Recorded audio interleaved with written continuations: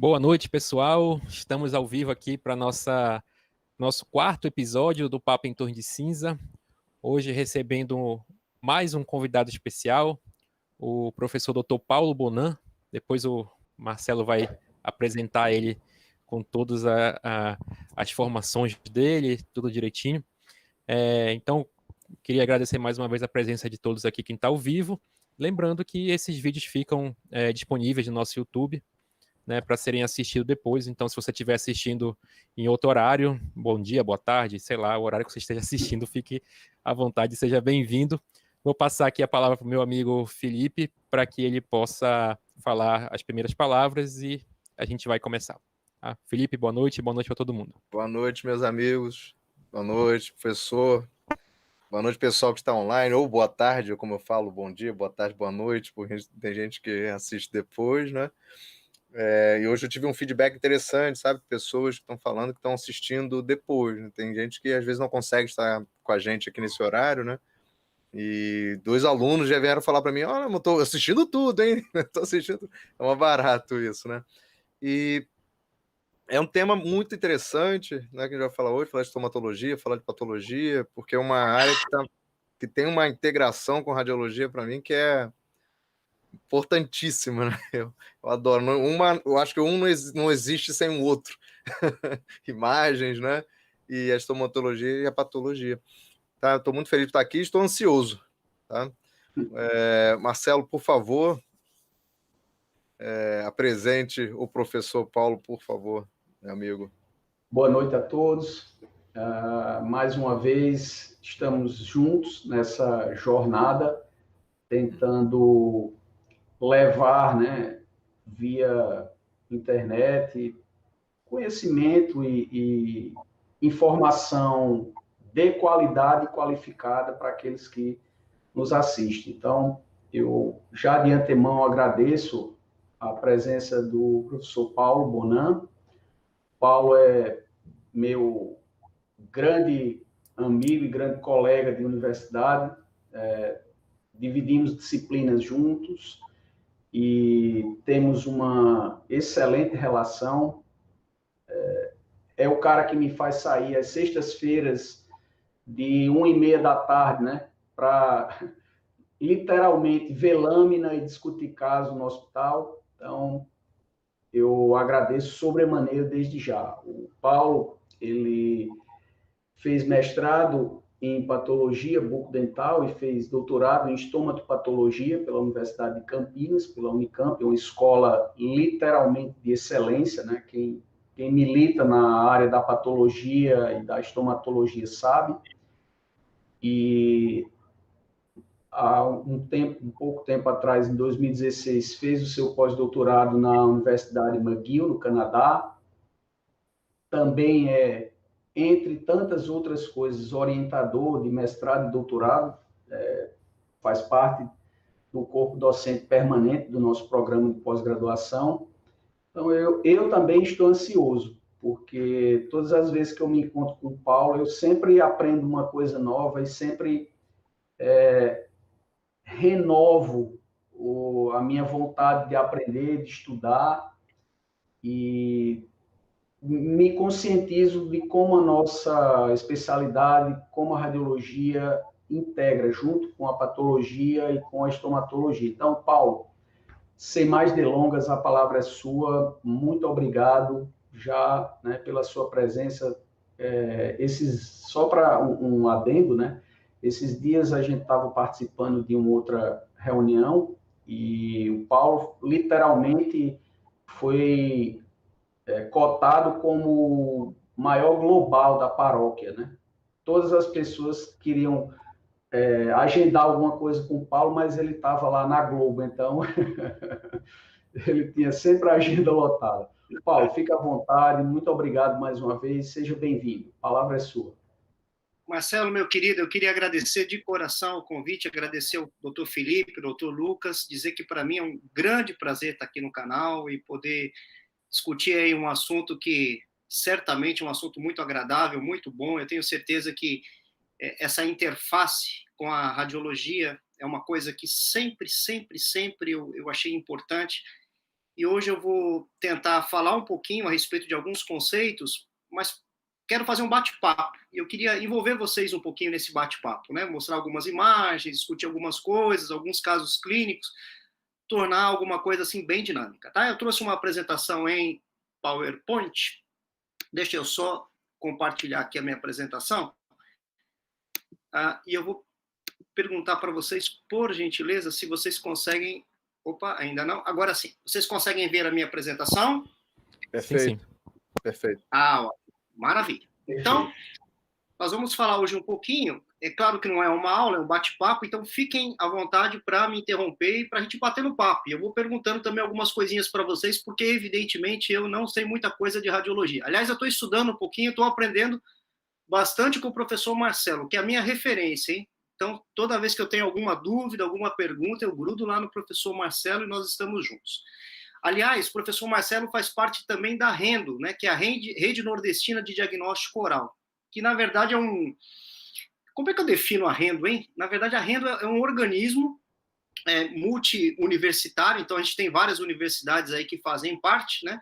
E a gente costuma se reunir de vez em quando, e agora virtualmente a gente tem feito aí várias ações no sentido da gente divulgar a estomatologia, o diagnóstico oral como um todo. E também nós temos o nosso Instagram e temos também a nossa página no YouTube. No final eu mostro direitinho as nossas referências para que vocês possam seguir e ver direitinho, tá bom? Então vamos começar? Essa foto eu acho sensacional. Essa foto mostra uma coisa que eu acho fantástica. Sabe o que eu vejo nessa foto?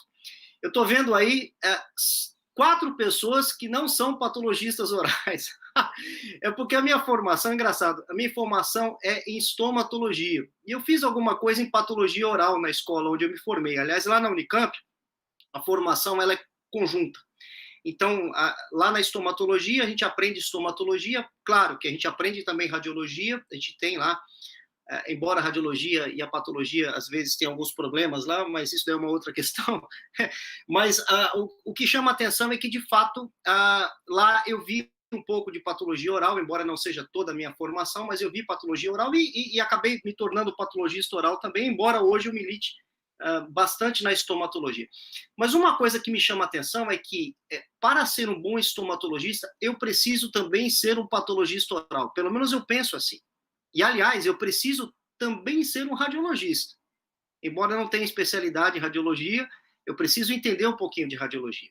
Assim como o professor Marcelo, que é um bom estomatologista, agora é um bom patologista oral também, porque vê lâminas junto com a gente lá, e também o professor Marcelo é a nossa referência, como eu disse, em rádio, né?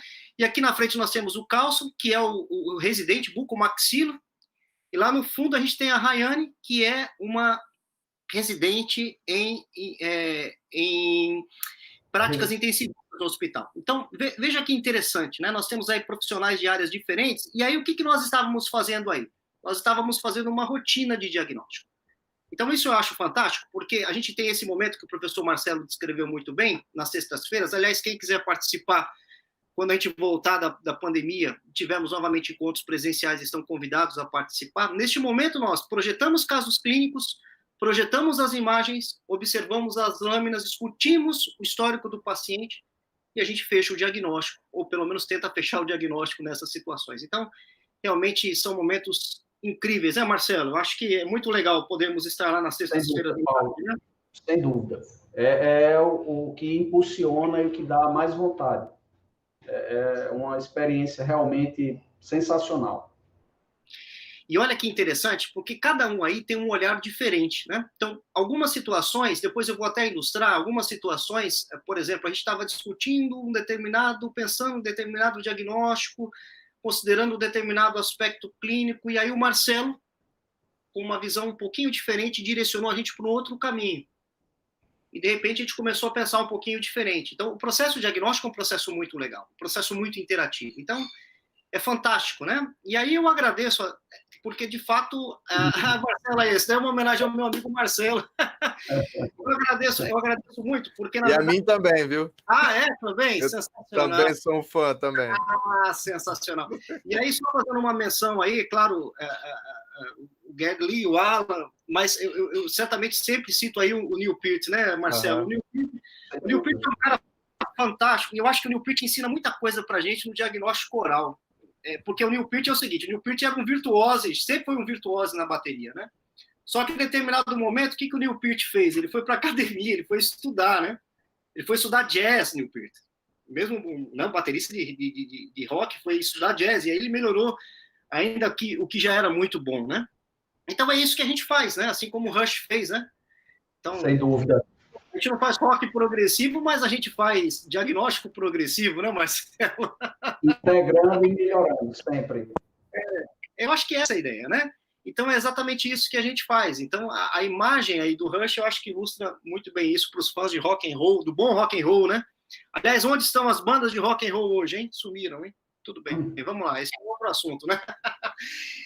Então, qual que é o grande barato dessa história toda, né? O grande barato dessa história toda é entender que tudo isso tem como centro o indivíduo, né? O paciente, né? O indivíduo. Eu nem gosto de chamar de paciente, mas o nosso amigo, aquele que nos procura com a sua aflição, com a sua situação clínica, buscando a resolutividade, né? Muitas vezes eu fico frustrado quando, de repente, alguém diz assim, olha, fulano tem um processo infeccioso. Mas não adianta dizer isso para o paciente precisa nome e sobrenome do processo que ele tem, da doença que ele tem, né? Então, por exemplo, eu lembro desse caso, né? Um dos residentes me chamou e falou assim, olha, tem um paciente lá que está com um nódulo na região submandibular, você pode dar uma olhada lá, ele é meio endurecido. Eu falei, claro, vamos ver os exames de imagem. O que você tem? Tem uma radiografia panorâmica. E olha lá na radiografia panorâmica o que nós observamos. O que é isso? Um alien, né? Não, a gente está vendo aí uma calcificação concêntrica, né? Aliás, várias lamelas calcificadas aí, né? Então, aí um baita de um cialolito, né? Gigante, esse cialolito gigante. Então, claro que com isso em mente, esse paciente foi lá para o centro cirúrgico e a nossa equipe lá da residência é uma equipe fantástica, né? Então, operaram muito bem esse paciente, removeram esse cialolito e a gente lá na patologia, né, discutindo o caso como um todo, observou aqui exatamente a presença do cálculo, né? Então, fechou todo o processo, né? E aí, claro, depois entregando o laudo para o paciente, acompanhando o paciente. Então, é fascinante quando a gente tem isso, né? Então, é um processo, sem dúvida, sensacional, muito importante. E aí, a partir de agora, a gente vai discutir alguns casos clínicos, partindo de um grau de complexidade um pouquinho menor para graus de complexidade moderados e avançados, aí, por assim dizer, para a gente falar um pouquinho sobre a importância disso que a gente está discutindo, né? Então, olha só esse caso que interessante. Uma mulher, a cor de pele era parda, 56 anos de idade, nos procurou lá na clínica. E aí eu me lembro que os alunos estavam alvoroçados ali, dizendo o seguinte, olha, eu tenho aqui uma radiografia dessa paciente e está claro que ela vai precisar fazer tratamento endodôntico nesses dentes aqui, que não já fez alguns e outros precisa ser feito o tratamento endodôntico, porque tem indicação endodôntica. Aí eu falei, deixa eu ver a radiografia. Então, eles mostraram a radiografia periapical do caso, né? É claro que eu estou discutindo aqui com doutores em radiologia, essa imagem não é uma imagem muito, muito complicada, uma imagem muito difícil, né, para a gente discutir, mas é uma imagem que para o clínico muitas vezes é um desafio, né? E aí eu fiquei pensando com os meus botões, né?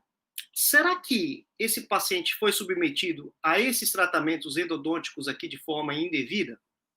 E olha que esses tratamentos endodônticos, não falando mal, evidentemente, não estão muito bem feitos, né? Mas o que a gente observa aqui é a presença dessas áreas mistas, né, na região apical desses dentes, né?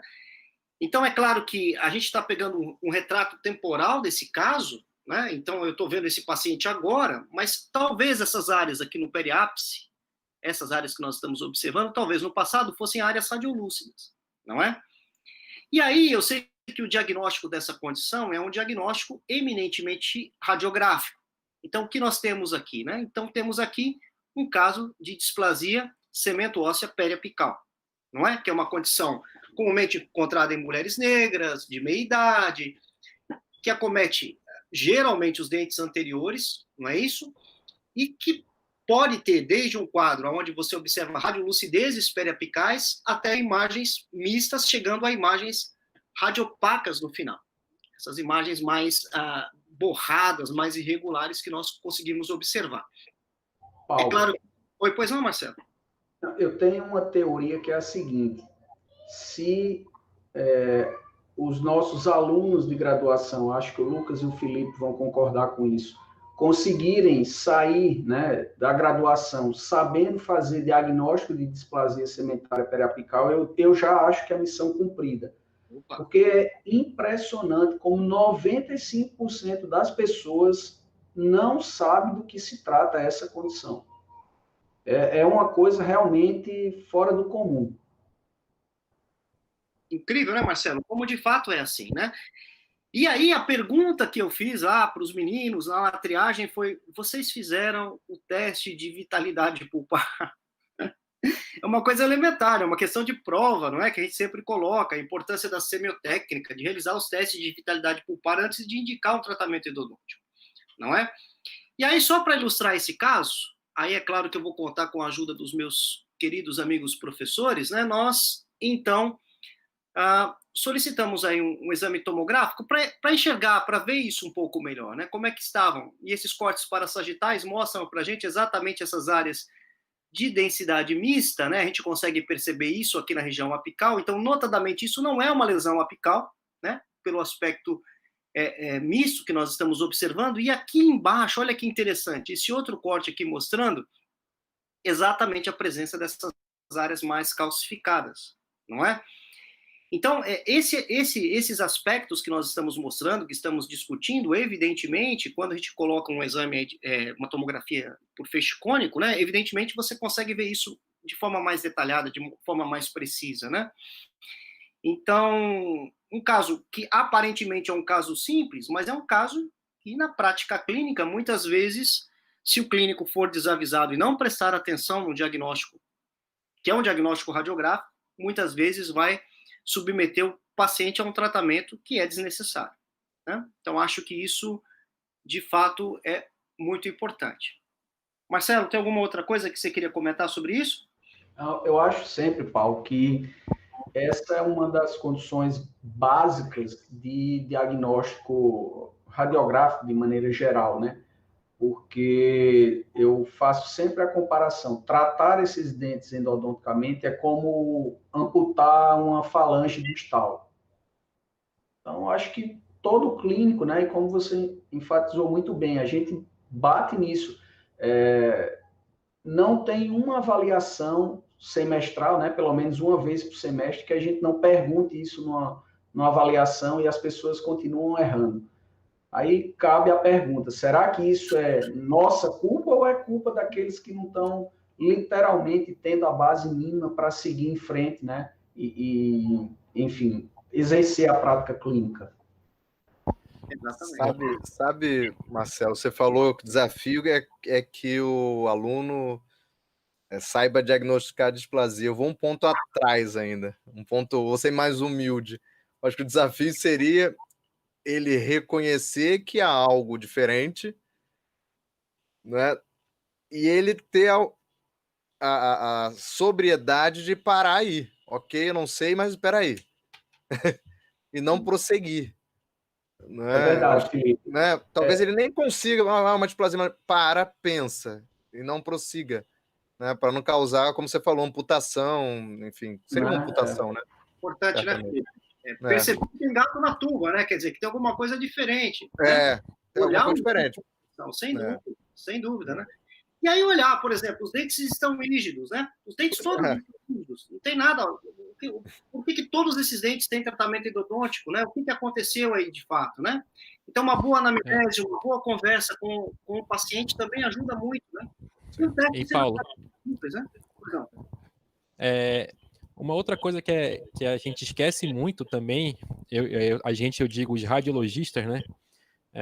Que tem um detalhezinho chamado lâmina dura aí, que ajuda muito a gente a diagnosticar, né, principalmente em tomografia. E como o Marcelo já brilhantemente ressaltou, o Felipe complementou bem, isso é uma coisa que acontece o tempo todo por colegas radiologistas que veem isso na graduação, veem isso na especialização. E é uma coisa que é muito falada, mas como o Felipe e o Marcelo falaram, eu não entendo por que ainda se tem muito erro em relação a isso, né? E talvez o Felipe tenha tocado no ponto que é importante, que é justamente essa questão de afobação, esquece completamente a parte de diagnóstico e planejamento, que é tratar, que é uma coisa que a gente vem falando aqui bastante nas nossas lives, né, nessas últimas lives que a gente teve, conversando com colegas de outras áreas. Mas, sem dúvida. Então, a gente tem que seguir aí o par e passo, né? Não adianta a gente colocar o carro na frente dos bois, né? Eu acho que, sem dúvida, essas falas suas são extremamente consonantes com o que eu penso. De fato, isso é muito importante, né?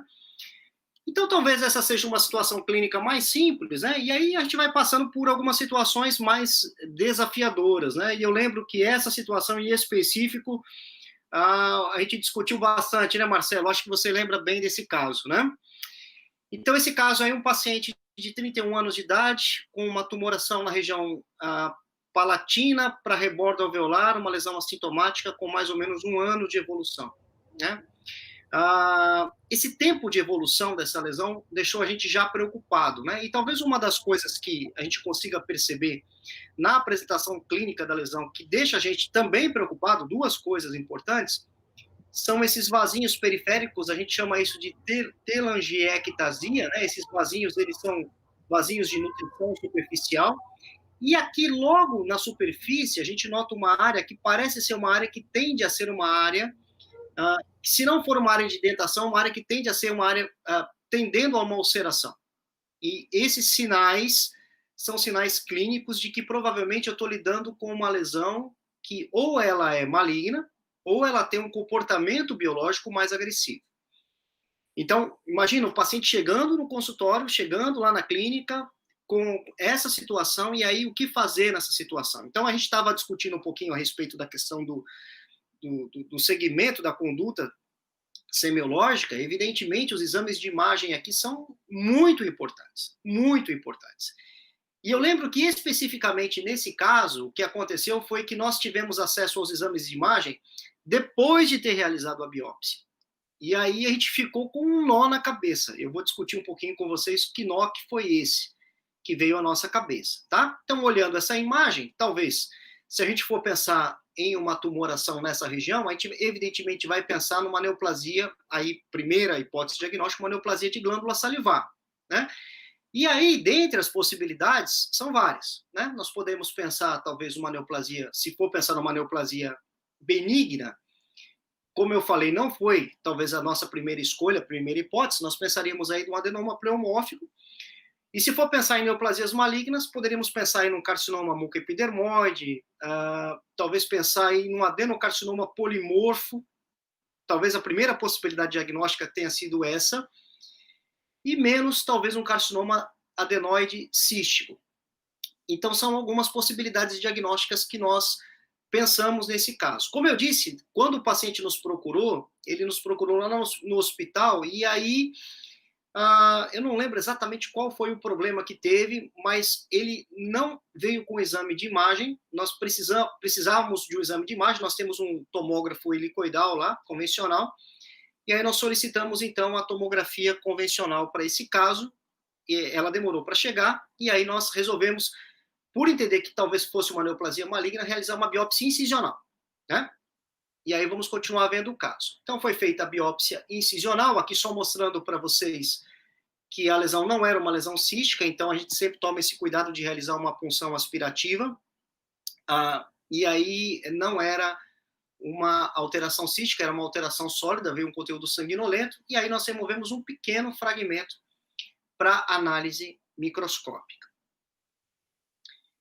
E aí, quando nós observamos a microscopia, o que nos chamou a atenção? Então, nos chamou a atenção que nós tínhamos uma neoplasia extremamente celularizada, onde nós observamos, junto a essa área formada pelas células da neoplasia, uma área mais desmoplásica, uma área mais rica em fibras, né? Que em algumas situações não imputa um bom prognóstico, né? E a gente observou aqui também algumas células mais isoladas, depois a gente vai ver um pouquinho maior aumento, que tinham um comportamento um pouquinho mais aberrante, um comportamento diferente do habitual, né? Que certamente deixou a gente preocupado. É claro que em algumas áreas da lesão, o que chamou a atenção foi aqui a mucosa normal, né? Aqui nós víamos algumas áreas compatíveis com o sistema ductal, e aqui um sistema ductal duplo. Então, alguém poderia pensar, bom, o diagnóstico é fácil, é um adenoma pleomórfico, né? Mas nota essa celularização, né? Então, esse ninho de células, na verdade um ninho, né? Um conjunto de células sólidas, inclusive essas falhas que nós observamos mostra que, de fato, né? Isso aqui é o corte do bloco, mostrando que, de fato, era uma lesão bastante sólida. O adenoma pleomórfico, geralmente, ele é uma lesão que tem aquele estroma, né, mais mixoide, às vezes ele condroide, né? Mas aqui não, aqui a gente praticamente não via estroma, só via praticamente parênquima, né? E aí aqui algumas áreas, talvez a gente até pensasse, será que isso daqui é uma matriz tendendo a mineralizar? Difícil dizer, mas a gente observou aqui um aspecto formado basicamente por essas células com esse aspecto monótono, né? Essas células aparentemente epiteliais ou mioepiteliais, aqui é um pouco difícil de dizer, mas que estavam presentes em toda a tumoração. Aqui uma outra área, talvez um pouquinho mais desmoplásica, hialina, mas que também é difícil da gente interpretar. Mas como eu falei, tinha uma área aqui nessa lesão que me deixou muito preocupado, que foi essa área aqui. Então a gente observa aqui células de tamanhos diferentes, de shape diferente, né? E aí, quando eu mostrei isso para um colega, fiz uma interconsulta, perguntei para ele, o que você acha disso? Ele falou, olha, isso não parece ser uma boa coisa. Não parece ser uma boa coisa. Olha que situação, hein? E aí a gente começou a discutir possibilidades, o que poderia ser, né?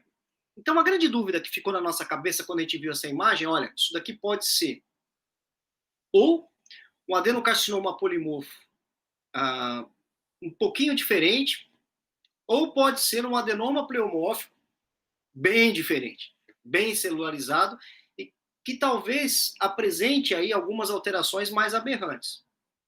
Mas que não é ainda um carcinoma hexadenoma pleomórfico. Não tinha elementos para a gente dizer que era, né? Então, olha só que situação. Isso eu estou discutindo sem mostrar os exames de imagem, né?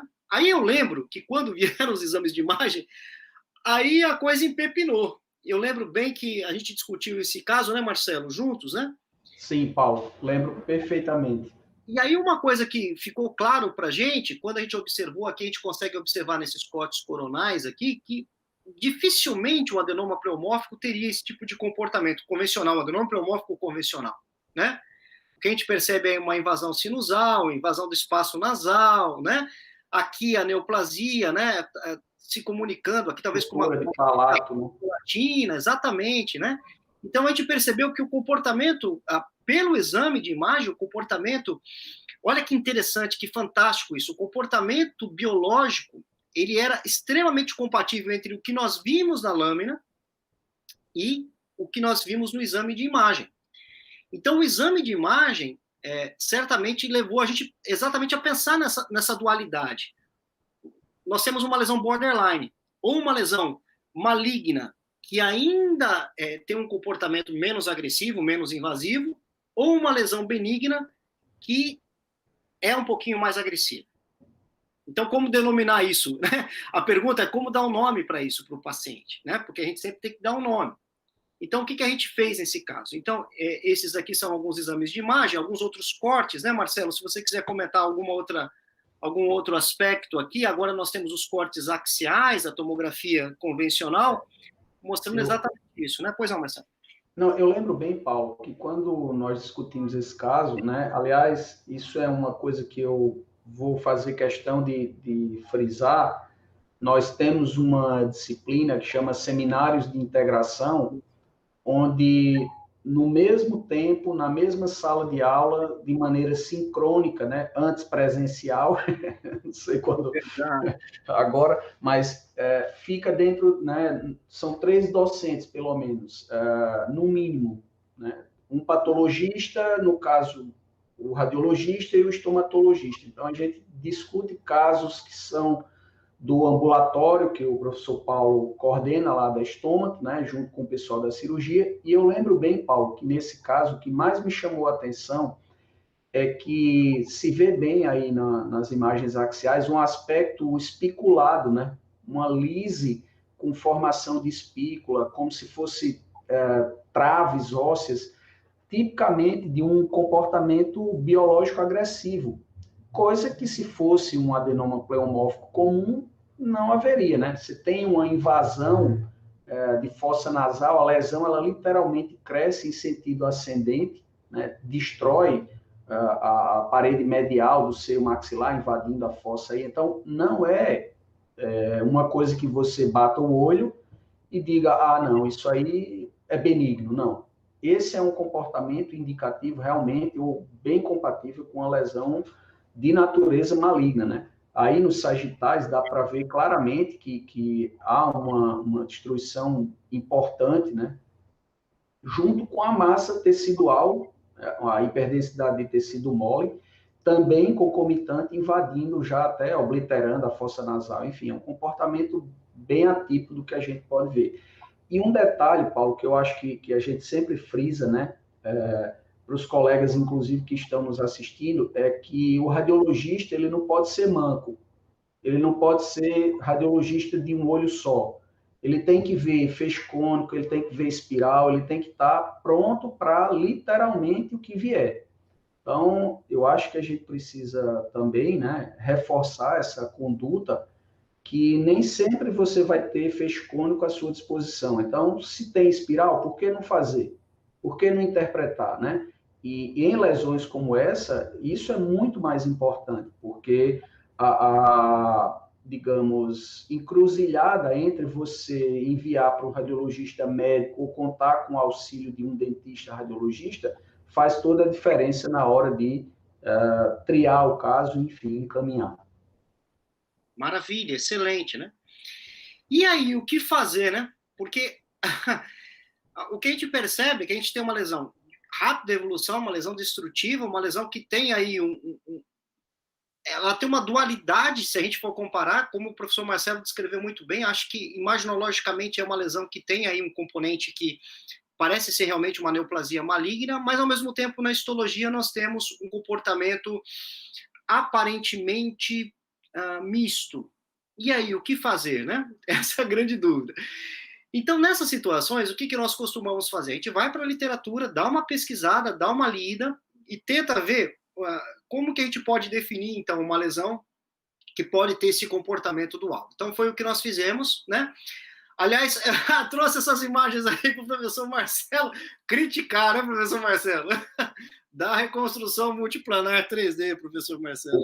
O Paulo já me ouviu, né? E conjuga da mesma opinião, né? E a gente não faz diagnóstico em 3D.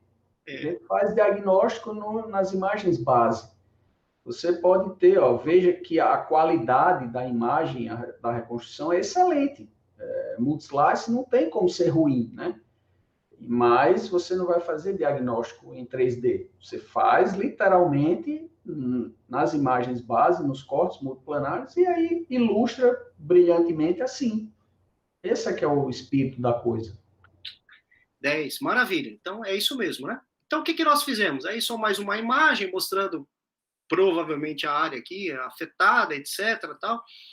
Bom, aí o que nós fizemos? Nós fomos dar uma lida na literatura e tentar entender um pouquinho, né? Então, será que eu tenho aí uma transformação maligna de um adenoma pleomórfico? Ou será que eu tenho um adenocarcinoma polimorfo um pouco diferente? Essa é a dúvida que nós temos, né? Então, basicamente, o que a gente foi ver? Foi ver na literatura alguns imunomarcadores, né? E como nós temos, graças aí ao doutor Alexandre, eu queria agradecer ele bastante, doutor Alexandre Rolim, nós temos a facilidade de realizar alguns exames imunistoquímicos, né? Então, nessa situação, nós pensamos na possibilidade de fazer a imunistoquímica para definir o diagnóstico. E também lembrar que a gente fez essa discussão junto com a professora Cláudia Roberta, né, que é a professora de patologia, junto com a professora Keila. Então, foi muito bom que a gente teve essa possibilidade de discutir em conjunto esse caso. O professor Marcelo falou muito bem. Então, a primeira coisa que nós vimos aqui, que é a marcação do KI67, que é um marcador de proliferação celular, se for uma neoplasia maligna, ele tem que ser uma marcação efetivamente grande, né?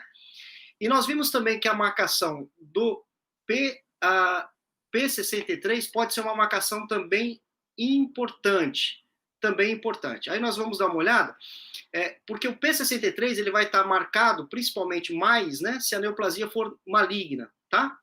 Então nós vamos dar uma olhadinha aqui. E também uma outra coisa que nós pensamos será que isso poderia ser um adenocarcinoma polimorfo? E aí nós vimos que tem um marcador muito importante, que é o GFAP. Esse marcador é um marcador que vai marcar as células tumorais benignas, e geralmente não marca células tumorais malignas, dificilmente marca, né? E aí, então, nós fizemos um painel imunistoquímico para esse caso. O que a gente viu nesse painel imunistoquímico? Então, a primeira marcação, CKIT. Então, aqui a gente já descarta a possibilidade de ser um carcinoma adenoide cístico. Então, não é um carcinoma adenoide cístico, que é uma neoplasia bem agressiva. Lembra do GFAP que nós falamos? Então, nós estamos vendo essas áreas, essas células marcadas em marrom, mostrando uma positividade focal, né? Então, o que isso significa? Significa que com essa marcação, ainda não dá para bater o martelo, mas com essa marcação, provavelmente aqui nós temos uma neoplasia mais benigna do que maligna, com comportamento mais maligno. Isso eu estou falando em sentido celular, tá? Mas a gente vai continuar e ver as marcações. Esse marcador foi o marcador definitivo. O KI67 é um marcador de proliferação celular. Basicamente, nós vimos poucas células marcadas. Poucas células marcadas. Então, o que isso significa? Isso significa, basicamente, que nós temos uma neoplasia benigna, mas com comportamento agressivo. E, quizás, a gente não sabe, né, até passando por um processo de transformação morfológica. Mas não dá para dizer aí que é uma lesão ex-benigna, né? Então, ainda é uma lesão benigna, mas que tem um comportamento um pouco mais agressivo, né? Aí o P63, que eu falei para vocês que quando está marcado, né, focalmente, ele está mais associado com uma neoplasia benigna. Então aí o perfil imunistoquímico me mostrou que eu tenho, na verdade, o diagnóstico de um adenoma pleomórfico hipercelularizado e agressivo. Tente imaginar a seguinte situação: esse paciente havia sido encaminhado para o setor de cabeça e pescoço, e o cirurgião de cabeça e pescoço, até pelo aspecto da tomografia e pela agressividade, ele falou, eu vou maxilectomizar esse paciente. A gente falou, não, calma. E aí, com a imunistoquímica e com a discussão que nós fizemos, nós chegamos lá e convencemos ele a fazer um procedimento mais conservador. Resultado, ele conseguiu enuclear a lesão, né? E aí, só mostrando algumas coisas que foram feitas aí, um adereço, né, que foi feito, né? Foi feito o escaneamento intraoral com a lesão, foi feito aí um modelo, a reconstrução, os meninos da cirurgia são fantásticos, né? Eles fizeram aí um guia cirúrgico, fizeram goteira para o paciente, então foi uma coisa bem interessante. E aí, o aspecto final histológico mostrou para a gente que nós tínhamos, de fato, uma neoplasia benigna. Então, a gente consegue ver aqui áreas mais representativas de um adenoma pleomórfico na peça final. Então, a gente conseguiu ver bem isso, embora, claro, como eu tinha falado anteriormente, um tumor muito celularizado, né? Mas que tem um potencial de agressividade, de replicação celular pequeno, embora tenha uma agressividade local. Bem curioso isso, né? Bem curioso. E aí, só mostrando os meninos no pós-cirúrgico, eles operaram o paciente está bem, está sob controle, né? Caso interessante, né, gente? Paulo, eu acho que esse tipo de situação ilustra como é importante você ter o suporte da patologia e o conflito. Eu me lembro perfeitamente, né, do conflito que nós ficamos. E uma das suas falas, na ocasião que a gente estava discutindo o caso, foi da opinião do cabeça e pescoço, né? Ele olhou e falou assim, eu vou simplesmente passar o cinzel, vou remover a maxila, né, hemimaxila, e você imagina a mutilação que esse paciente ia ter, e como discutir, planejar, a gente comentou isso ontem, como fazer, pensar antes de meter a mão é importante, porque evitou-se uma mutilação, é um caso atípico, né? E o atípico, ele existe, mas cabe a gente reconhecê-lo e saber encaminhar. Então, foi uma condição, sem dúvida, magistral. Eu acho que, nós comentamos sempre, a gente não precisa pensar, né? Eu falo às vezes assim, esse caso é muito bonito. Bonito para quem, né? Uhum. Eu acho que a beleza, na verdade, aí, ela reside na qualidade de tratamento que esse paciente teve. E diga-se de passagem, em um serviço público, em uma universidade pública, né, onde todos os esforços foram, enfim, direcionados para prestar o melhor cuidado para esse paciente. Eu acho que, principalmente nessa época, é mais importante ainda a gente frisar esse tipo de conduta. Sem dúvida, Marcelo. E uma coisa que eu achei muito legal foi que a gente dividiu esse caso, a gente discutiu muito esse caso em conjunto, né? E vários atores trabalharam nessa discussão. Eu acho que isso é muito interessante. Então, eu não tenho vergonha nenhuma de, quando eu tenho dúvida, eu não sei, eu quero discutir, eu quero aprender. Então, assim, a gente faz isso em conjunto, a gente aprende muito. Então, foi um caso que eu acho que é aquela história, né? Lesões não leem livros. Então, às vezes, a gente vai ter algumas situações atípicas. Eu estou mostrando aqui situações atípicas, não estou mostrando situações comuns, convencionais. Exatamente para tentar instigar essa questão, né? Da gente pensar de forma coletiva, pensar junto, né? Duas cabeças pensam sempre melhor do que uma, não é? Sem dúvida, Paulo, sem dúvida. Eu acho assim, duas lições a gente pode tirar aqui como radiologista desse caso. O primeiro é que os radiologistas têm também, às vezes, uma necessidade muito grande de se livrar do laudo. Ele recebe aquele exame e ele quer se livrar do laudo. E aí ele acaba, como sempre a gente brinca, acaba morrendo em ameloblastoma / queratocisto, tá tudo, né? E esquece que existe aí uma lista enorme de patologias, né? Obviamente eu estou brincando que esse caso não tem nada a ver com essas patologias, mas acontece muito, né? De ser esse o conhecimento do radiologista.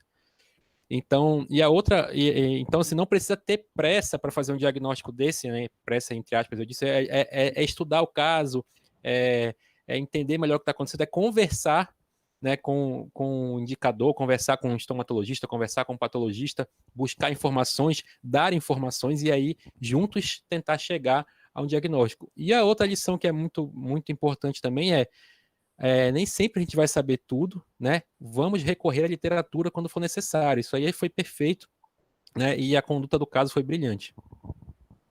Legal. Que bom, pois é. Então, aí, nesse caso, a gente entende o processo de diagnóstico como se fosse um quebra-cabeças, não é? Talvez a gente tenha uma peça, a gente acha, essa peça aqui é a peça mais importante, mas a gente tem que ver se ela se encaixa com as outras peças, né? Então, eu mostrei um caso agora em que talvez alguém diga assim, olha, o comportamento, aliás, o aspecto imaginológico do caso, por fim, ele não foi decisivo para o diagnóstico, porque esse diagnóstico ele partiu por uma necessidade de uma avaliação histológica e imunistoquímica. Não é bem assim, né? Nós vimos que o comportamento biológico da lesão, e a gente viu isso na histologia, era um comportamento diferente do que a gente está habituado a ver no adenoma pleomórfico. E talvez isso tenha sido traduzido para a imagem da lesão. Então, é bem curioso isso. Mas agora eu quero mostrar um caso que é um pouco diferente. É um raciocínio inverso. Como que a imaginologia ela foi fundamental para a gente fechar o diagnóstico do caso e também a característica clínica do processo. Então, é um caso bem interessante e instigante também. Também um caso lá que nós atendemos lá na cirurgia, quando eu cheguei lá no serviço, esse caso já estava em andamento. Paciente de 21 anos, os meninos conduziram magistralmente esse caso. Uma lesão expansiva em mandíbula, a gente consegue ver aqui essa lesão aqui em mandíbula, né? E aí, vou andar um pouquinho para mostrar aqui o caso. O que nós observamos nesse paciente? Quando ele nos procurou, ele veio com esse exame de imagem. E esse exame de imagem mostrou, tanto no corte coronal, quanto no corte sagital, no corte axial, a presença de uma alteração do trabeculado ósseo com expansão, e aqui uma área que aparentemente se destacava, se separava da lesão, né? Esse paciente, quando veio, nos procurou, a questão é o que de fato ele tinha, né? Então, eu lembro que foi feita a primeira biópsia E o laudo microscópico veio de lesão fibróssea benigna. Só que esse paciente tinha essa área aqui que não havia sido acessada. Se não me engano, o acesso foi feito um pouquinho mais anterior. E aí o diagnóstico era esse, né? Então, esse era o exame de imagem que nós tínhamos. Marcelo, você quer comentar alguma coisa? Felipe, vocês querem comentar alguma coisa sobre esse exame de imagem? Paulo, essa aí é uma das imagens que literalmente destaca entre as crianças e os adultos, né? Porque a classe das lesões fibrósseas é, sem sombra de dúvida, a mais difícil de diagnóstico. Porque isso aí pode ser N coisas, né? Sim. Então, aí você começa literalmente a, como você falou, juntar as peças do quebra-cabeça. Entra a questão da idade, do tempo de evolução, enfim, é uma série de elementos que faz a diferença para o diagnóstico. Então, se você colocar uma imagem, né, um painel desse, uma prancha dessa, para 100 radiologistas, eu posso te garantir que vai ter aí pelo menos umas 5 hipóteses de diagnóstico. E nesse ponto eu vou reforçar. O patologista, ele gosta de jogar, né? Ele diz lesão fibróssea benigna. Uau! Boa, exatamente. E aí você entrega esse laudo para o paciente e fala, olha, você tem uma lesão fibróssea benigna. E ele vai ficar assim, mas o que é isso, né? Agora saiu o diagnóstico genérico que eu falo. Né? Esse é o problema. Acabou. Então, tem que comentar. Desculpa, eu cortei? Não, falando assim, isso é um diagnóstico genérico, né? A gente tem que colocar, assim, um radiologista tem que ter na cabeça o seguinte, ele não pode nem para o diagnóstico super genérico, né? Tipo, né? Mas também, às vezes, né, tem alguns casos que ele não vai chegar a um diagnóstico só com a radiologia, porque a gente está inserido dentro de várias especialidades, como você bem, né, brilhantemente já mostrou aqui agora. Né? Então, ter essa consciência, né, que a gente faz parte de um todo, né, é interessante. E eu vou falar assim, eu fui ter isso depois de um tempo. Eu me formei na década de 90, né? Então, assim, era bem... Uma Universidade Federal do Rio, era tudo segmentado. Né? A estômato não falava com a rádio, que não falava com a clínica, que não falava com a endo, ninguém falava com ninguém, cada um na sua. Né? E essas iniciativas, como vocês estão contando da Federal, né, da Paraíba, assim, com certeza o FRJ já mudou, tá? Mas eu vi isso na USP, na época do doutorado, tá tudo muito mais integrado, né? Então, assim, eu acredito até que os alunos que saiam hoje, né, estejam saindo, né, já tenham essa ideia de que a gente faz parte de um todo, né? São várias especialidades, né? Fantástico, fantástico. Acho que é uma fala muito pertinente, muito pertinente. Bom, aí a reconstrução, mostrando aí algumas imagens, a lesão está aqui, né? Muito bem, e essa daqui é a primeira lâmina que nós temos, que é realmente compatível com uma lesão fibróssea benigna, né? Então, aí a pergunta é, o que é isso, né? Então, como acho que o Marcelo salientou muito bem isso, o diagnóstico de uma lesão fibróssea benigna, ela tem que ter alguns componentes importantes. O componente clínico, o componente histológico, o componente imaginológico e a história clínica do paciente. Porque somente assim a gente vai conseguir fechar. E tem um outro componente muito importante, que é o componente cirúrgico.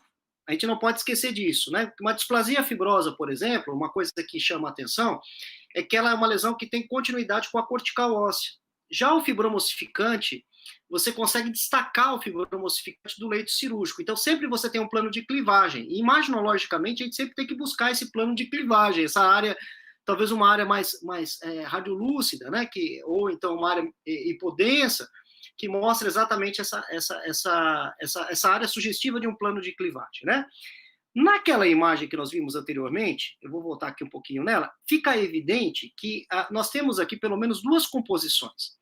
Essa composição que parece que tem uma interação com o osso, é difícil dizer se aqui tem um plano de clivagem ou não, mas o que chama a atenção é que você tem aqui algumas áreas que, a princípio, tem uma clivagem, uma separação, né? Então, o que poderia ser? Curioso isso, né? Será que eu tenho aqui uma displasia fibrosa? Bom, o quadro todo talvez não seja sugestivo disso, porque eu tenho aqui algumas áreas que podem ser mais sugestivas, talvez, de um fibromossificante. Mas como que você explica essa área mais anterior aqui, que parece que tem envolvimento cortical e expansão? Difícil dizer, né? Curioso. Óbvio, Paulo, é que nós somos levados muitas vezes a achar que as lesões elas são classicamente sempre apresentáveis. Eu já vi displasia fibrosa com aspecto, claro, não igual a esse aí, mas bem parecido com esse, com uma, digamos, heterogeneidade extrema, né? Um componente estromal, enfim. E quando você vê lesão fibroóssea, eu sempre penso, será que vamos ter que exercer a quiromancia, né? Vamos ter que sair fazendo hipóteses de diagnóstico e enumerando para poder chegar e acertar uma. É igual o alvo, né? Você tem lá várias linhas e uma no centro. Então, você sai só colimando até chegar. É um raciocínio importante esse. É difícil, né? Porque o diagnóstico não é uma coisa fácil, né? A gente está vendo que não é uma coisa simples. Claro que eu estou mostrando casos extremos, né? Mas é engraçado que esses casos extremos sempre procuram a gente. Bom, aí o que aconteceu? Os meninos tiveram a ideia, olha, tem lá a expansão, tá, vamos tirar então, vamos tirar essas bolinhas, né? Vamos tirar essas áreas aí. E tiraram, de fato, aquelas áreas que se destacaram facilmente do osso. Só que, olha que curioso, quando você remove uma área dessa, se for um fibromossificante, o fibromossificante, macroscopicamente, ele lembra muito uma maçã. Se você cortar uma maçã, ele lembra muito. E não foi bem isso que os meninos viram. Os meninos viram um osso alterado, compatível talvez com uma displasia fibrosa, como o professor Marcelo falou muito bem. Mas e as bolinhas, né? O que são essas bolinhas aí? As bolinhas aí. Os meninos fizeram um trabalho brilhante. As bolinhas não tinham aspecto de fibromossificante. E aí nós tomamos um susto quando nós vimos microscopicamente essas bolinhas lá na patologia. Quando nós vimos aberrância celular, essas células todas aberrantes, pleomórficas, esquisitas, né? Aí nós olhamos, batemos o olho e falamos, isso é um osteosarcoma. Isso é um osteosarcoma. Microscopicamente, sugere muito um osteosarcoma. Só que tem uma coisa aí que não bate, né? A imagem lá que nós vimos, ela não tem... Né, Marcelo? Me ajuda a pensar aí. A imagem, Felipe, a imagem não é sugestiva de osteosarcoma. A imagem não é sugestiva de osteosarcoma. Então, sem sinal de infecção, sem sinal, né? Vocês sabem bem, clinicamente, um osteosarcoma, quando surge, é uma lesão que estoura na boca do paciente, né? E cresce muito rapidamente, geralmente positividade para KM67 é enorme, né? Uma lesão super agressiva, geralmente de alto grau, né? Então, curioso isso, né? Curioso. E aí a gente falou, bom, mas microscopicamente a gente tem atipia. Tem esse aspecto esquisito, né? Esses osteoblastos esquisitos, então vamos soltar como uma neoplasia maligna. E aí, como é que a gente vai informar isso para o paciente? Ô, Paulo, e nesse momento aí, eu acho que um dos principais questionamentos é como é que você sai de uma lesão fibróssea benigna para um suposto diagnóstico de osteosarcoma. Olha, literalmente, né? Embora a gente saiba que antigamente, não é o caso desse paciente, mas quando se irradiava as displasias fibrosas, acontecia a transformação maligna, mas não é o caso, né? É aquela história, embora ainda tenha gente que acha que a Terra é plana, né? Você não sai de um diagnóstico de lesão fibróssea benigna para um osteosarcoma sem nada. Pois é. E a imagem, Marcelo, e uma coisa que deixou a gente assim perplexo é que a imagem, as imagens que nós tínhamos da tomografia e as imagens clínicas e cirúrgicas, como nós vimos, não mostravam isso para a gente, né? Não mostravam isso para a gente. Então, o que a gente resolveu fazer nesse caso? Resolveu fazer um follow-up do paciente. O paciente morava longe, isso até ajudou a gente, porque ele morava longe, então ele foi para a cidade dele. E a gente resolveu fazer um follow-up, mas mais do que isso, nós resolvemos solicitar um exame muito importante aí, que talvez fosse decisivo para o nosso diagnóstico. Que exame que nós solicitamos para esse paciente? Aí mostrando de novo o aspecto dessa celularização aberrante, né? Que exame que nós solicitamos? Aí o paciente, depois de um tempo, voltou cicatrizado, né? Quer dizer, o exame foi esse, a cintilografia. né? Ou se o paciente tiver a possibilidade de fazer um PET scan, seria até melhor, ou então a síntilo também, tanto faz. E aí a gente percebeu o quê? Que basicamente a captação ela estava na região da lesão e não tinha mais outra área. Não tinha mais outra área. Então não era um osteosarcoma. Não era um osteosarcoma, né? E aí o que era então, né? A pergunta, né? Porque biologicamente a gente viu as células aberrantes lá, tal, a gente vai estudar um pouquinho mais, tem que estudar para entender o que era, né? Aí o paciente depois de um tempo fazendo a enxertia, etc, tal, e aí a área que foi removida, né, para ser feita essa enxertia, esse enxerto ósseo, era essa área marginal, mostrando também um aspecto absolutamente benigno. Então, qual foi o diagnóstico nosso? Osteoblastoma, que é uma lesão que ela é uma neoplasia, ela tem esse aspecto mais de aberrância celular, mas não é uma neoplasia maligna. Então, o diagnóstico nosso fechado foi de osteoblastoma, um diagnóstico raro, incomum, né? Mas que, de fato, foi o laudo que nós demos final para o paciente. Então, o laudo final nós explicamos, o que você tem, na verdade, não é uma neoplasia maligna, pode ficar tranquilo que você tem um osteoblastoma. Intrigante o caso, né? Extremamente intrigante. Esse aí é um daqueles que você vai literalmente carregar para o resto da vida, né? E a imagem, ela é literalmente igual a tantas outras que a gente já vê, né? Mas que tem toda significância para atentar para essas hipóteses. Sem dúvida, sem dúvida. Tem mais um tempinho para mostrar mais um caso? Tem. Tranquilo. Bora, Tranquilo. então. Sinta-se à vontade. Então, não é todo dia que a gente tem um show desse, não. Nada, que isso. Fica à vontade. Eu tenho o privilégio de discutir, de ouvir vocês aí com esses comentários tão bons. Olha, esse caso aqui é de um paciente, um menino, que nos procurou lá na clínica, e ele tinha um nódulo na região de parótida. Eu acho que a gente consegue perceber que esse nódulo aí foi puncionado, não é? Esse nódulo já tinha aí algumas semanas de evolução. E aí, é claro, a gente ensina lá para os meninos da graduação, né, gente? A questão dos exames de imagem, né? Um bom exame aí é um exame ultrassonográfico, né? Então, a ultrassonografia é um bom exame que vai distinguir aí se você tem uma lesão sólida, uma lesão cística, né? É claro que aí a gente pode considerar algumas possibilidades, a gente pode considerar a possibilidade disso ser um adenoma pleomórfico, a gente pode considerar a possibilidade de ser um processo infeccioso, né? Eu estou falando de adenoma pleomórfico que é mais comum, né? Uma neoplasia de glândula salivar comum nessa região, mas definitivamente, quando a gente palpou, a gente percebeu que a gente tinha uma massa um pouco mais mole, né? E se a gente for pensar em processo infeccioso, o que poderia ser aí? A toxoplasmose, poderia ser tuberculose. A gente solicitou esses exames para o paciente e ele foi negativo para todos esses exames, né? O paciente também não era HIV positivo, né? Poderia ser um linfoma, uma boa pergunta, né? Não tinha cara de ser um linfoma, né? Lembrando que a gente pode ter os linfomas não Hodgkin e até linfoma Hodgkin, né? Os linfonodos mais periféricos, né? Mas não era essa característica. O paciente relatou algo importante para a gente, que eu acho que foi importante para o diagnóstico. Ele disse que ele teve febre e prostração. Então, nós imaginamos que esse tivesse sido realmente um processo infeccioso. E aí, como a gente viu aqui a puntura, o que nós realizamos nesse caso? Nós fizemos uma punção aspirativa, né? Nesse caso. Mas antes de discutir a punção aspirativa, nós temos aqui a tomografia do caso, né? E aí, o que a gente observa no exame tomográfico do caso?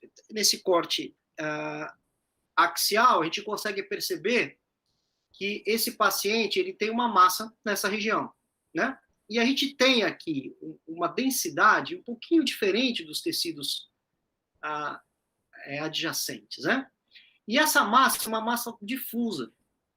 Então, assim, olhando essa imagem, fica difícil a gente pensar numa neoplasia, né? Eu acho que quando a gente olhou essa imagem, a gente já descartou um pouquinho o processo neoplásico. A gente começou a pensar talvez mais um processo infeccioso, juntando com aqueles elementos que nós tínhamos visto anteriormente. E aí, o que nós observamos naquela punção? Então, incrível, né? Como de fato as coisas são interessantes. Nós fizemos a punção, levamos essa imagem para o laboratório e eu vi essa bola. Eu falei, caramba, o que é essa bola, né? O que ela representa, né? Eu procurei de lá, procurei de cá, tinha lá as hemácias, né? E aí eu olhei e falei, isso parece um ovo, né? Um ovo. E aí eu fui dar uma estudada em ovo, né? Que ovo que poderia ser, né? E aí eu fiquei olhando, tal, dei uma estudada em parasitologia e descobri que esse ovo que nós estamos vendo aí, ó, essa bola aí, poderia ser um ovo de cisticerco. Aí eu falei, não é possível. O paciente com cisticercose nessa região, né? Aí eu fui ler se é possível, né? E aí eu vi na literatura que é possível ter cisticercose ganglionar. É possível. É raro, é incomum, mas é possível que seja, né? E aí, esse paciente foi internado, nós conversamos lá com o pessoal da Infecta, o pessoal ficou meio assim, né, porque, claro, é um caso complicado, difícil, a gente só fez a citologia, nós não biopsiamos, porque a gente achou melhor não fazer a biópsia no primeiro momento, por conta da questão de dano do nervo facial. Exato.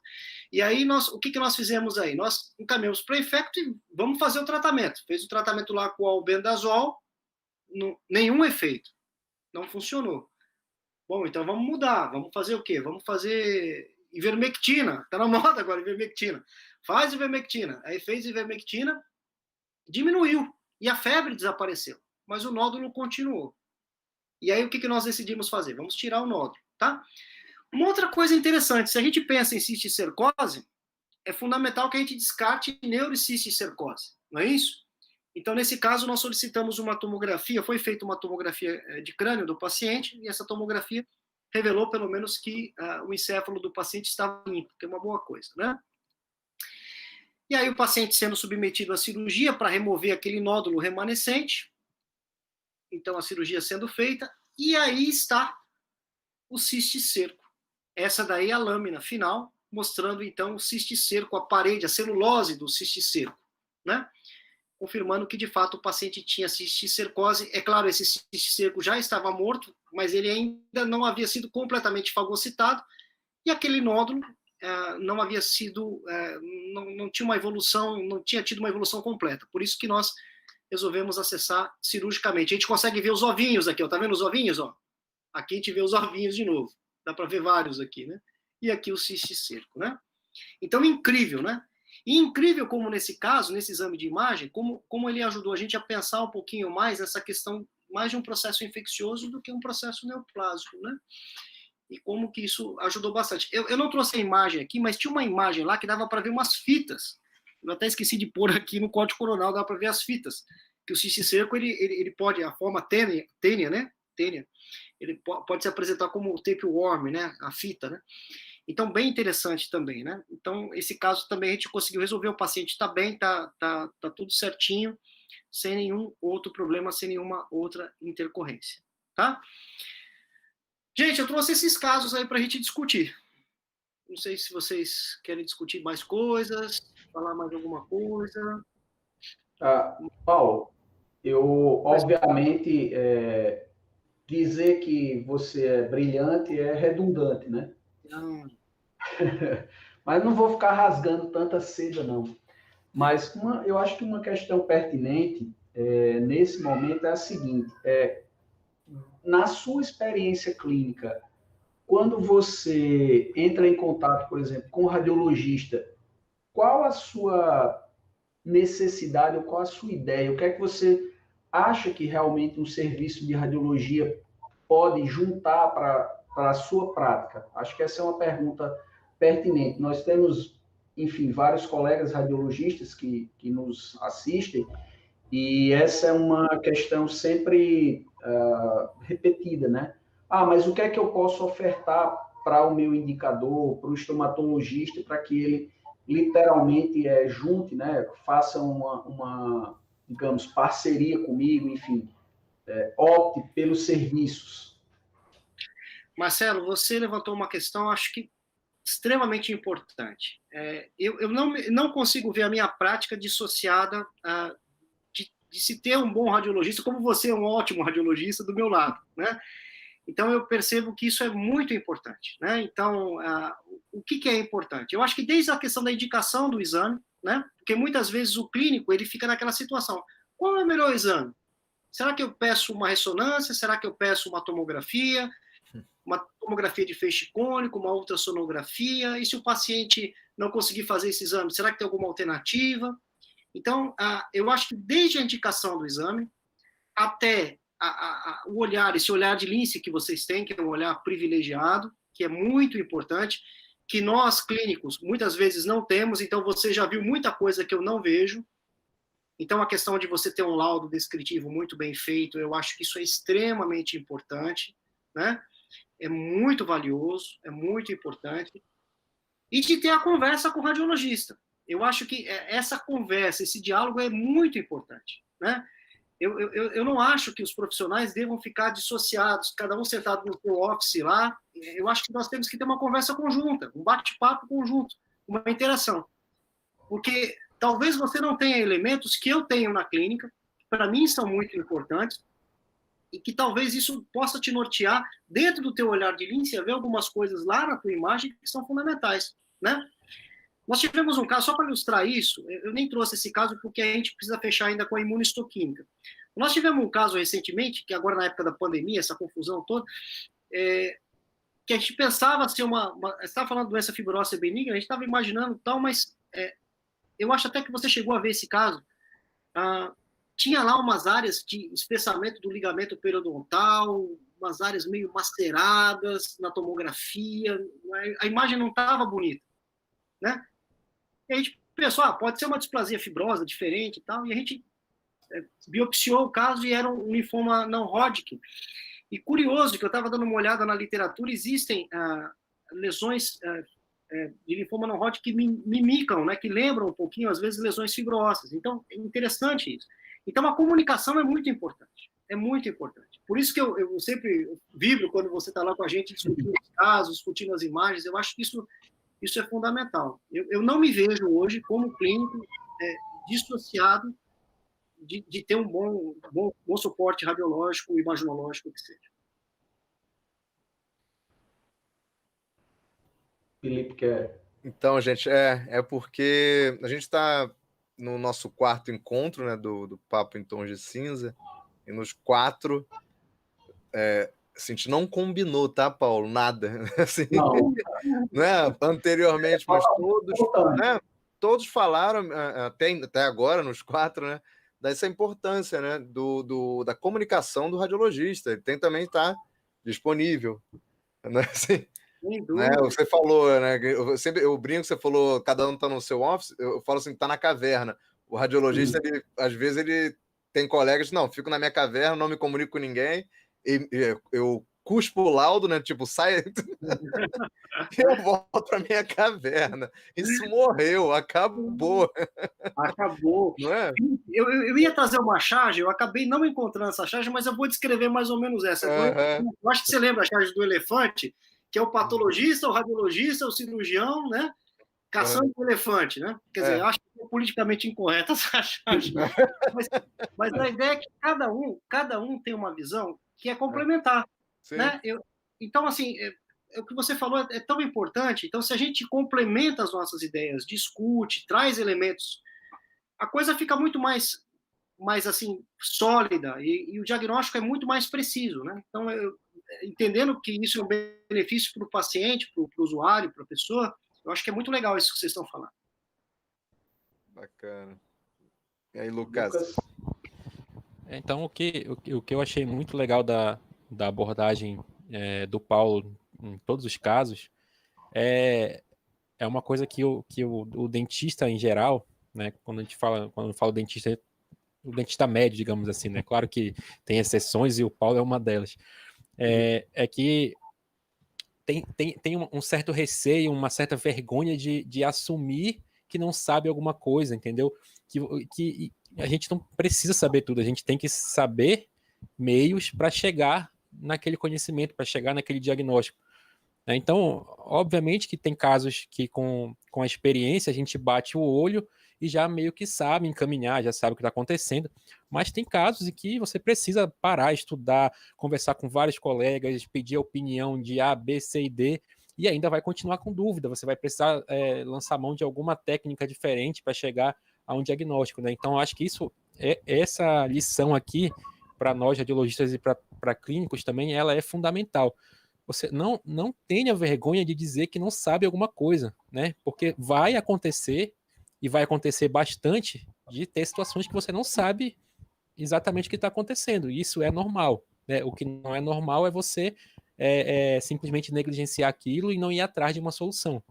Né? Então, eu achei sensacional a abordagem, né, de todos os casos, né? E também algo que a gente sempre defende muito aqui, né, que é a questão de você sempre estar se baseando na literatura, né? Não inventar roda, né? A literatura está aí para ajudar a gente, né? E assim, a gente está tendo, eu e o Felipe estamos tendo o prazer de conversar a primeira vez com o Paulo, né? Mas assim, é impressionante como as nossas visões de diagnóstico são muito parecidas, né? Parece que a gente já se conhece há muito tempo. É verdade.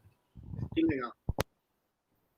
Muito Bom, eu acho que basicamente era isso, Paulo. Eu quero agradecer o seu extremo brilhantismo, né, em nos trazer esse material, porque, como eu já falei e falo sempre nas nossas aulas, né, isso é que é odontologia de alto padrão. Nós não erigimos as coisas em alicerce de areia. A gente tem base, né? Para que as coisas sejam construídas, a gente precisa de base. E base só vem com tempo, com estudo, com disciplina. Então, é nítido o seu entusiasmo, o seu empenho. Eu acho que isso é o que a gente precisa resguardar. Inclusive, já está aqui na transmissão, né? O Instagram da Rendo. Então, sigam a Rendo, sigam a Vox 3D. Eu, se quiser me seguir, pode também. Deixa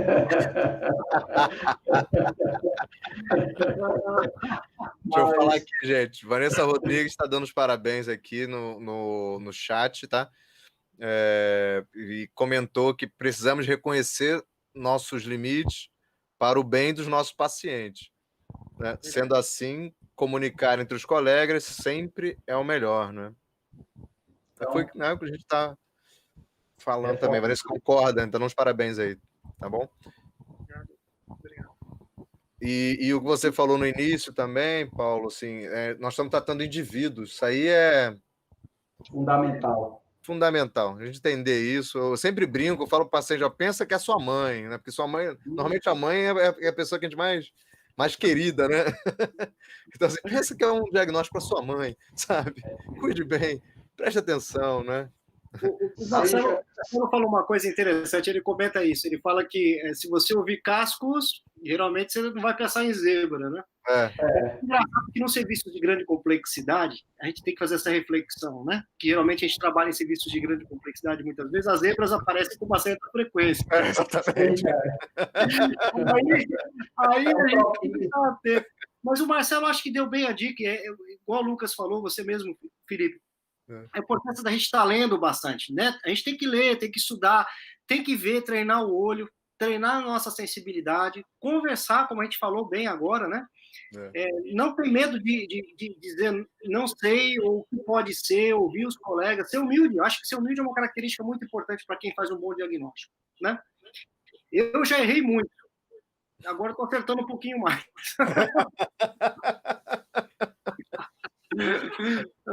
Só não erra quem não faz, viu? Exatamente. Exato. Só não erra quem não faz e o papel aceita qualquer coisa. Beleza, pessoal. Amanda Pacheco também dá uns parabéns, tá? Falou que sensacional. E a Vanessa está novamente aqui agradecendo. Um abraço, Vanessa. Amanda também, viu? É isso, Lucas. Bom, pessoal, eu acho que a gente não tinha como ter uma aula melhor sobre esse assunto, né? O Paulo foi brilhante na abordagem dele e também, né, deixou o assunto que é complexo bem leve, né? Então a gente está aqui já pouco mais de 1h15, é isso? Então, um pouco mais de 1h15 de live e eu, sinceramente, não vi o tempo passar, foi muito bom mesmo. Né? Obrigado mais uma vez, Paulo, por ter aceitado o nosso convite. Né? Então, a ideia desse projeto é justamente isso, a gente aumentar essa interação.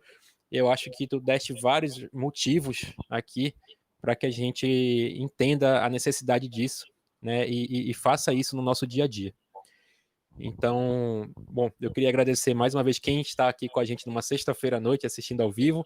Quem está assistindo depois também, muito obrigado por estar prestigiando a gente. E lembrando, né, pessoal, que nós temos, né, na semana que vem mais um episódio, né? Vamos ter a doutora Sandra, né, o próximo episódio, Felipe, é isso? Exato.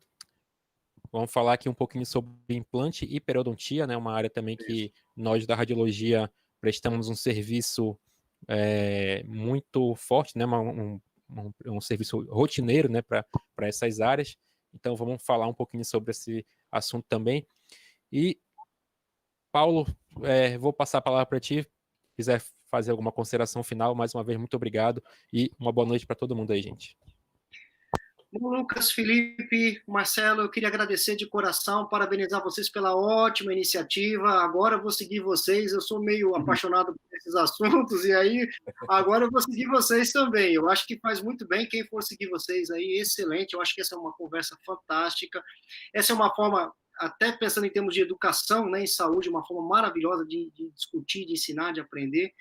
Vocês estão de parabéns mesmo. Marcelo, muito obrigado de novo pelo convite. E eu estou à disposição. Se um dia vocês quiserem discutir mais situações aí, a gente tem aí algumas outras coisinhas mais para mostrar. Um grande abraço para vocês. Se cuidem aí, viu? Obrigado. Valeu, Paulo. Valeu, gente. Uma boa noite e até a próxima. Boa noite. Boa noite, pessoal.